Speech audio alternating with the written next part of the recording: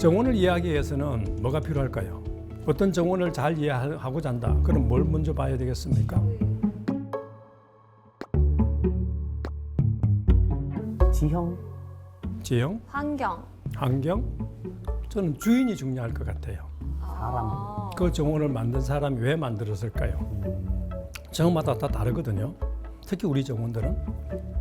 그래서 저는 정원을 이야기해서는 그 두 개, 환경, 자연하고 사람을 저는 이해해야 된다고 주장합니다. 두 가지로 나눠서 말씀드려보겠습니다. 먼저 땅도 제가 두 가지로 이야기하는데요. 자연도 우리 땅하고 기후입니다. 우리는 너무 빤히 받아들이고 있지만 저는 굉장히 독특하다고 저는 주장합니다. 우리 땅과 기후가. 잘 아시는 저 대동여지도를 보시면 네.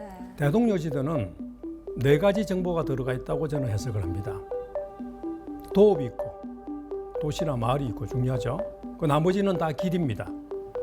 사람의 길, 물의 길, 산의 길입니다. 그러니까 산길, 물길, 사람길이 도읍에 같이 포함되어 있는 것이 대동여지도입니다.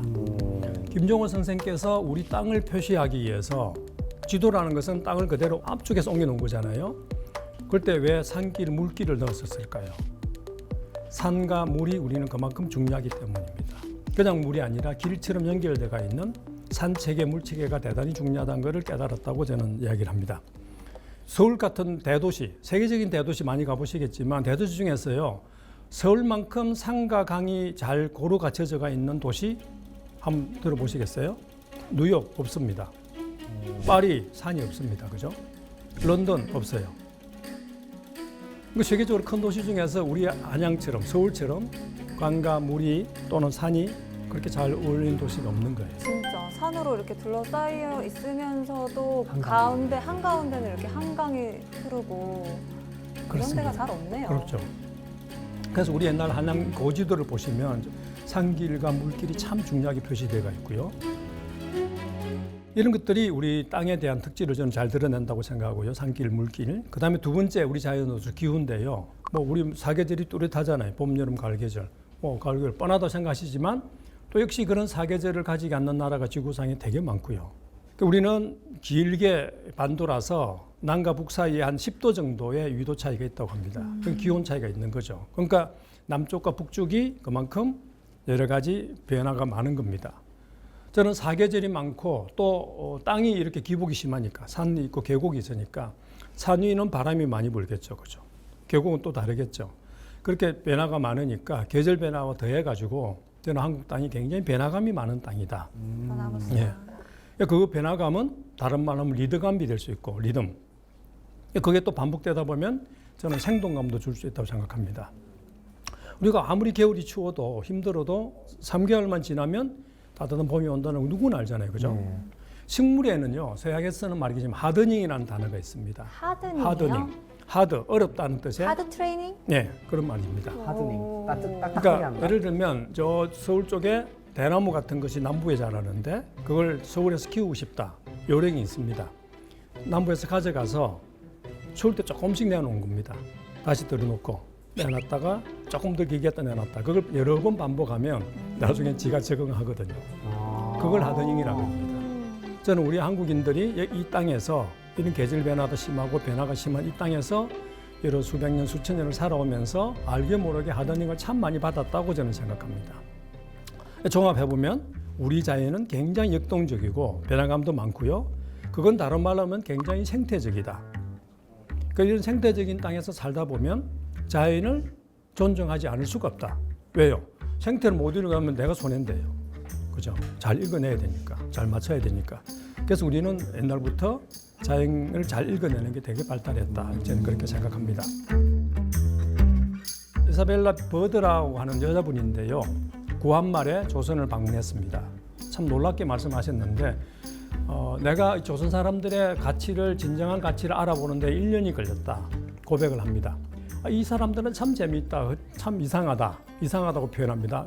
날만 좋으면 산에 올라가고 산에 올라가면 꼭대기까지 올라가고 꼭대기 올라가서 꼭 노래를 부르더라. 이렇게 이야기를 하셨어요. 저희 아빠인데요. 그죠? 네. 저도 가끔 그럽니다. 그죠?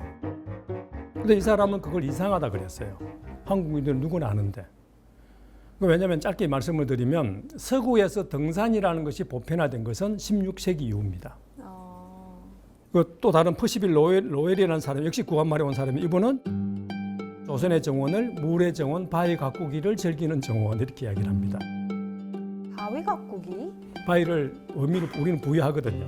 그냥 있는 바위를 거기다가 이렇게 의미를 부여하거든요. 문화시키거든요. 예.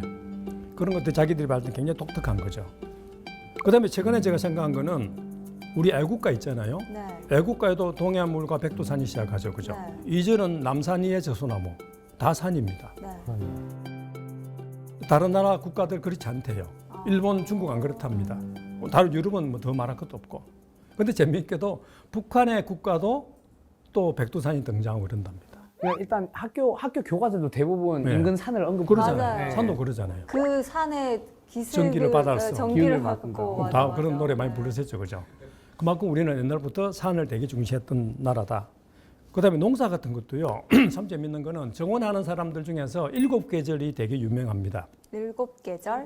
7계절의 정원이라고 하는 아주 유명한 책을 독일 페르스트라고 하는 아주 유명한 정원가가 쓴 책이 한국에도 소개되면서 많이 알려졌는데 그 말은 뭐냐면 정원하는 사람 입장에서는 1년을 4계절로 나누니까 너무 안 맞다는 겁니다. 오.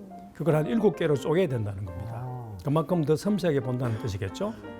그런데 우리는 옛날에는 24절기를 봤어요. 절기. 네. 그러니까 4계절이 아니라 24개로 쪼개본 아주 겁니다. 세분화돼 있네요. 그건 뭐겠습니까?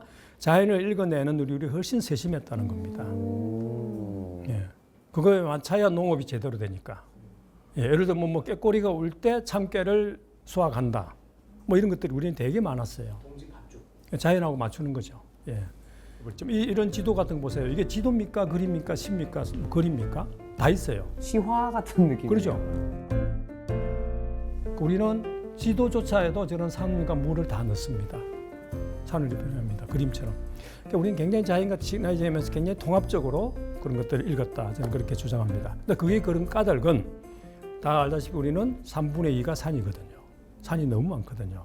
곳곳에 이 구비구비 물이 지루하고 그러거든요. 그러니까 산과 물이 이 높고 낮음을 이렇게 만들어내고 그러다 보니까 다양성이 자꾸 이렇게 유발되는 겁니다. 그 안에서 우리는 이제 좋은 땅을 찾아서 삼투도 만들고 정원도 만들고 그리 즐겨온 거죠.